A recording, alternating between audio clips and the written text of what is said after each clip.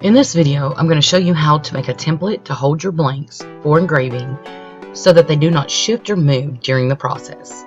Let's go ahead and get started.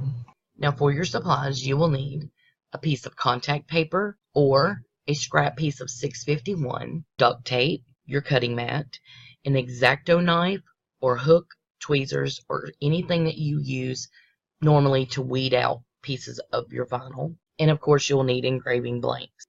Now let's go set up our mat and get ready to engrave on some blanks. Okay, so now we have our mat, squeegee, contact paper, and our cardstock. So now the first thing we're going to do is to take our mat, and we're going to take our contact paper, and I'm going to put the paper side up. I like to use the right hand corner of my mat to place my blanks, so that's where I'm going to put my contact paper. Remember, paper side up, so that means once the paper is peeled, the sticky side will be upwards. Now what you're going to do is you're going to remove the paper layer off of your contact paper. Okay, now once we've removed the paper layer, you will see your sticky side of your contact paper is facing upward. So now we're going to take our cardstock and we're going to just place it right on top of our contact paper, and we're just going to smooth that out. And now we're going to put our mat into our machine. And now that our mat is loaded into our machine, we're going to go back to our software and send our shapes through to be cut out for our template. Now that our mat has been set up, I have 3 shapes that we're going to cut out as our template. I have a 3/4 inch circle, a 1 inch circle, and a 1 inch square. Now whenever I'm engraving, I always tend to stay on my grid in the numbers of 9, 10, and 11. I just do that to make sure that I'm not near any rollers on my machine so that it doesn't scratch up my metal. So now what we're going to do, since I have all my shapes drawn out, I'm going to select all 3 of the shapes. Now I'm going to go to the send, and as you can see, all 3 of my shapes have a red line around them. That means they are selected to cut.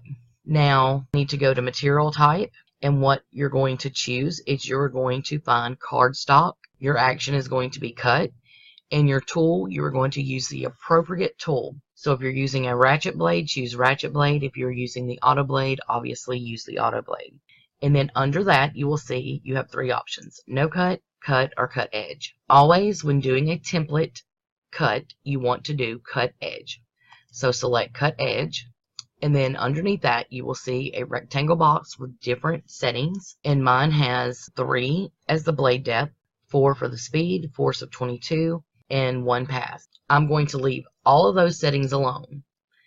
If you already have settings for cardstock works for you, go ahead and adjust those settings now. If you have not, you can go ahead and leave your settings as is, and you'll be good to go. So what we'll do is we'll go ahead and we will send this through the machine to cut, and then we will meet back at the craft table.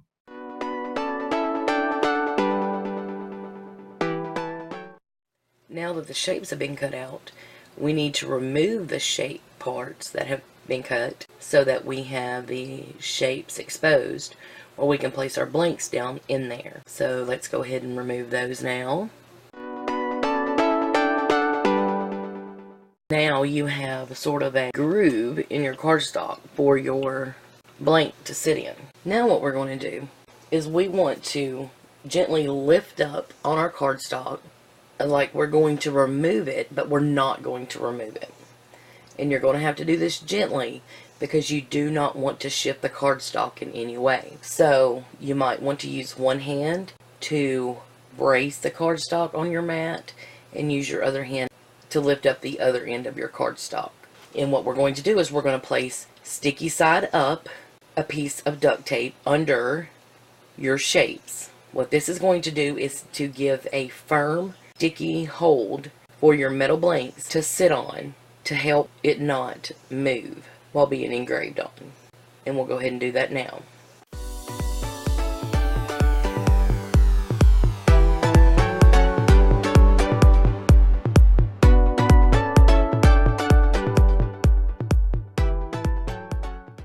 I'm going to lay it back down and smooth it out. As you can tell, up here on the 1-inch circle, there is a tiny gap up here where the duct tape did not lay. There's enough of the duct tape on the template that will still keep it secure, so that's not a big deal. Just as long as there is enough to hold it secure. Can you do it with a double stick tape instead of the duct tape like I show in my other placement video? You can. I have tried it. It does work. I just choose duct tape this way, especially with the engraving the penny tutorial that I have coming out. This is what I found that works, especially for the pennies. So basically, this is an updated version of placing your blanks. It's inexpensive, and most of us already have duct tape around the house. The 1-inch metal square, we will place it, and you'll see, once you start placing your blanks, you will feel that groove, and you'll know it's perfect. I always place it on the bottom, like put the bottom in.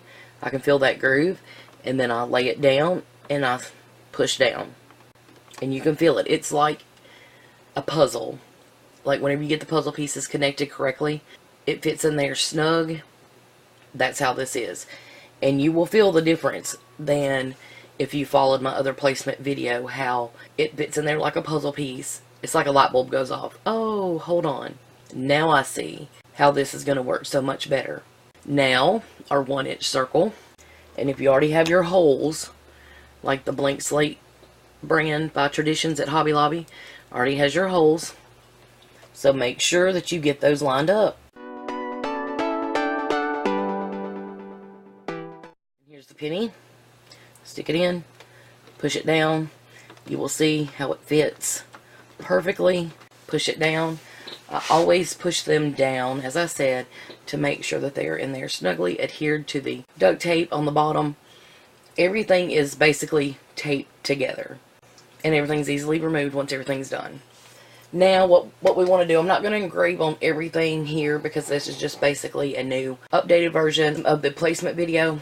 However, I will do a quick just little engraving just to show you the placement in action, to show how it does stay. No moving of the metal blanks while engraving, and then we'll wrap up this tutorial video.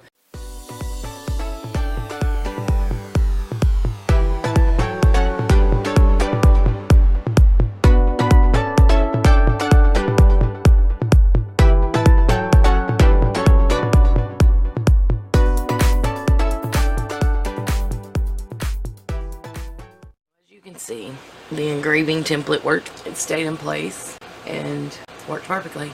And that concludes our video on learning how to make a template to place your blanks for engraving. I hope that you learned a better technique in how to place your blanks in your templates.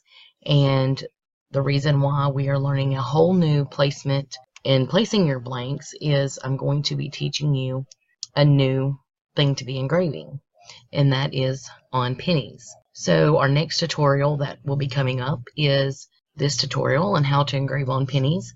This is my most requested tutorial, and it is something that I've been working on, and I've tested over and over again to come up with the best techniques that I can share with you so that you will have everything that you need in order to be successful in engraving these pennies for personalized gifts for family, friends, do them for your customers, and that you will be successful at doing this every single time that you engrave one. I think you will all be really excited with what you can do with them.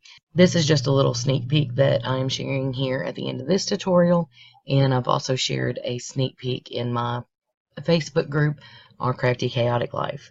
I hope that you are excited to learn how to do this as much as I am in teaching it to you. So be looking for that tutorial next. So be sure to brush up on your new template placement techniques, get everything that you need, and let's get ready to engrave on some pennies. And always remember, if you have any comments, questions, and or concerns, you can always contact me by leaving a comment below. You can email me, which is in my About section. You can also contact me on Facebook, Our Crafty Chaotic Life, and also have a private Facebook group, Our Crafty Chaotic Life as well. Hope you all have a wonderful day, and happy crafting!